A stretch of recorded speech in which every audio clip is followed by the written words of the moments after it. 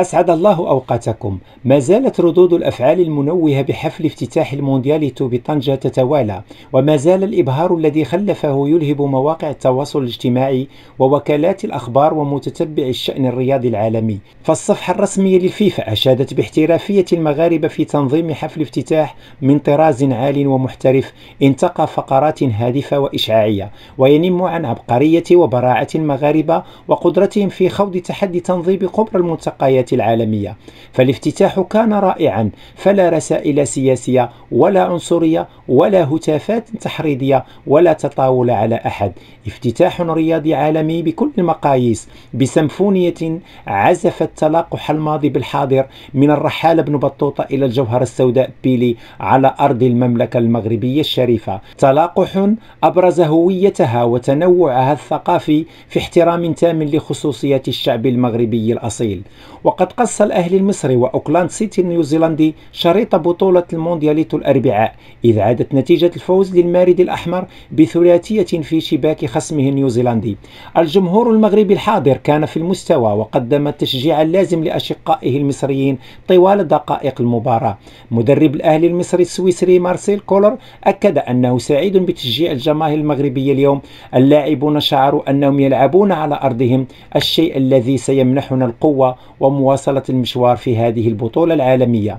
الارتسامات ذاتها عبر عنها محمود الخطيب رئيس نادي الأهلي، حيث وجه أصالة عن نفسه ونيابة عن اللاعبين ومجلس إدارة الأهلي الشكر والتحية لأشقائه في المغرب على حسن الاستقبال وكرم الضيافة، وأشار إلى تقديره البالغ لموقف الجماهير المغربية الشقيقة التي ساندت لاعب الأهلي في مباراته ضد أوكلاند سيتي، وهي مناسبة قدم فيها امتنانه لفوز القجع رئيس الجامعة الملكية المغربية لكرة القدم على إثر زيارته لبعثة الفريق الأهلاوي بمقر إقامتها ودعمه المتواصل لأشقائه المصريين.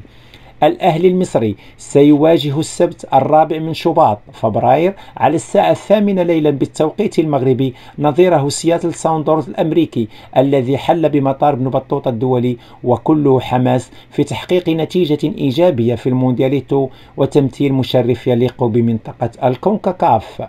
وقبل هذه المباراة ستجرى على الساعة 3 بالمركب الرياضي الأمير مولاي عبد الله بالرباط مقابلة ممثل المغرب الوداد الرياضي المغربي وشقيقه الهلال السعودي، مقابلة يدخلها الفريقان بكامل عناصرهما الأساسية ويطمحان إلى اقتناص التأهل لدور الربع ومواجهة بطل كوبا ليبرتادوريس فلامينغو البرازيلي.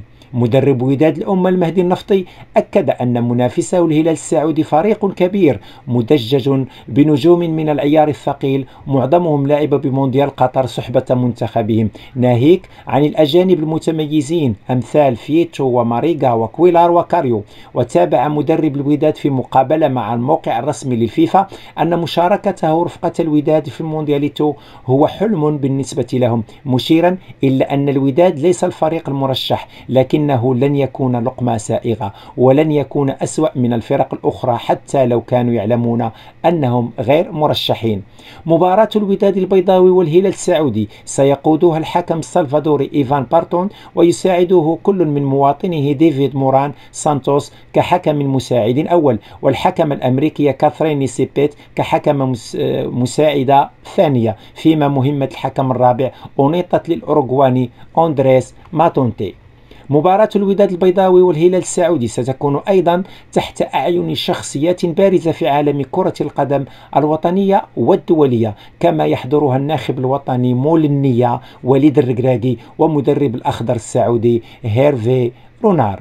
متمنياتنا الصادقة لوداد الأمة في تحقيق النصر ولعب نصف النهاية ولما لا النهاية والتألق كما فعل غريمه من قبل الرجاء البيضاوي سنة 2013 بأكادير ومراكش. دمتم في رعاية الله، وإلى الحلقة القادمة بحوله وقوته.